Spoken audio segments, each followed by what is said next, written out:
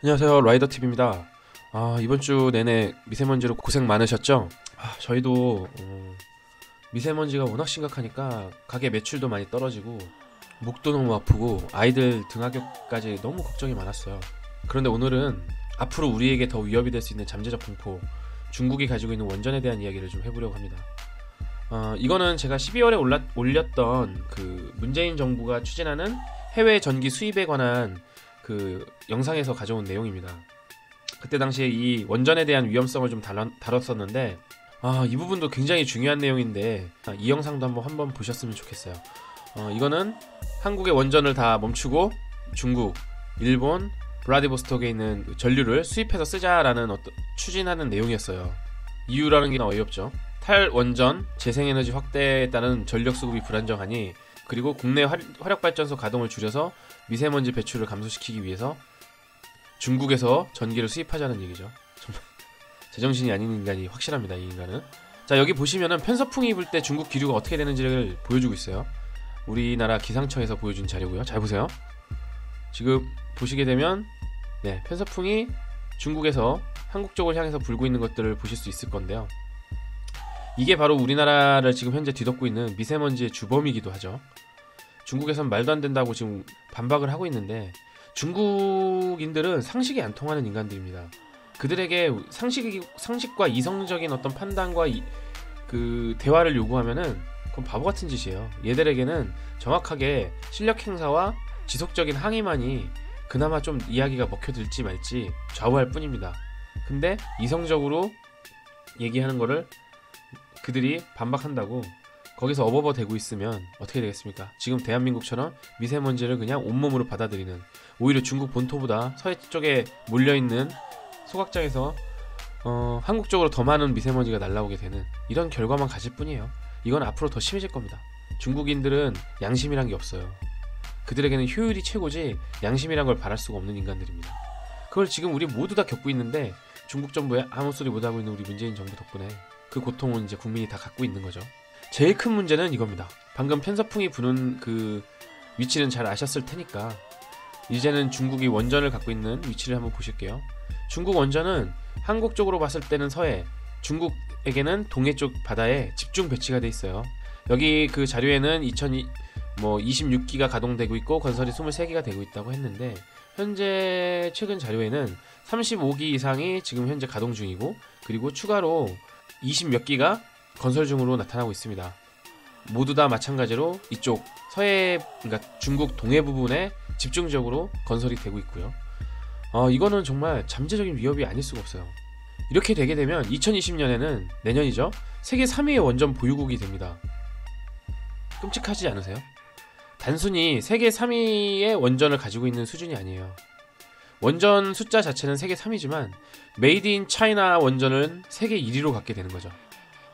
우리 여러분 메이드 인 차이나가 어떤 품질을 가지고 계신지는 살면서 많이 보셨으니까 아실 건데, 물론 최근엔 많이 개선됐다고 하지만 아주 하이테크를 요구하는, 그리고 고도의 안전성을 요구하는 원전과도 같은 정밀한 어떤 시설들을 메이드 인 차이나가 현재 고품질로 보여주고 있을지 의문이 많이 갑니다. 세계 1위의 메이드 인 차이나 원전을 보유한 중국, 여기서 사고가 발생하면요, 편서풍이 불게 되면 기류를 타고 방사능이 대한민국 땅으로 바로 유입이 됩니다.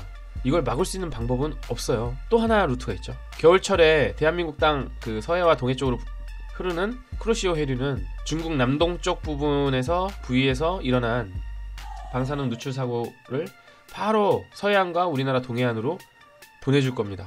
제가 볼 때 국내에서 가동을 중지시킨 원전들이 일으키는 사고보다 중국에서 일어나는 사고가 대한민국에 더 큰 광범위한 사고 피해를 입힐 것이 분명해요.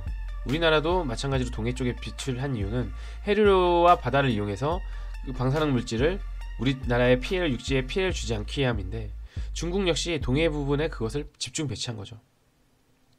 정말 대한민국은 너무나 큰 지뢰와 병을, 잠재적인 어떤 병균을 보균한 상태로 계속 살아가는 느낌이 들지 않으세요? 시한폭탄을 가슴에 안고 사는 느낌이 들지 않나요?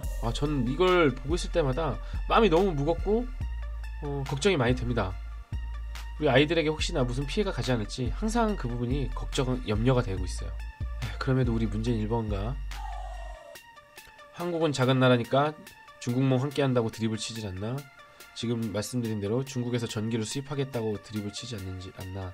최근에 미세먼지를 가지고 한국에서 발생한 미세먼지가 중국에도 피해를 입히고 있으니 중국과 인공강우를 같이 하자. 이런 말도 안 되는 소리를 하고 앉아 있습니다. 이게 대한민국 대통령이 할 소리입니까? 중국은 뻔뻔하지만 절대로 자기네 나라에서 미세먼지가 날아갈 리가 없다고 아주 배를 째라고 나오고 있는데, 대한민국 대통령이란 인간이 중국에도 우리나라의 미세먼지가 날아가고 있으니 인공강우를 같이 하자, 이따위 소리를 하고 있으니 참 답답하지 않을 수 없지 않습니까? 진짜 대한민국을 중국의 속국으로 만들어버렸어요, 이 인간이. 저는 한동안 이 문재인이라는 인간이 북한에서 지원을 받고 커온 자생적 간첩이 아닐까라는 의심을 많이 갖고 있었는데, 집권 이후에 이 인간이 하는 행동을 하나하나 면밀히 살펴보면 볼수록 이 문재인은 중국에서 키워진 간첩이 아닌가, 그런 생각이 이제 점점 더 강해지고 있습니다. 사실상 중국에서 원하는 대로 지금까지 가장 많이 움직여온 게 문재인이고요. 지금까지 한 모든 것이 사실은 북한도 북한이지만 중국에게 가장 큰 이익을 가져다 주지 않았나, 그런 생각이 드네요. 정말 이런 인간이 대한민국 대통령이라는 게 정말 너무 걱정이 안 될 수가 없습니다. 그리고 중국 원전, 세계에서 가장 정밀한 기계를 만들어내고 기술력이 좋다고 하는 일본에서도 사고가 났죠, 원전으로. 근데 중국에서 중국인의 손으로 만들어진 메이드 인 차이나 원전이 과연 우리 평생은 물론이고 앞으로 이후 세대들에게 피해 없이 영원히 방사능을 누출하지 않은 채로 안전하게 보낼 수 있을지 참 걱정이 됩니다.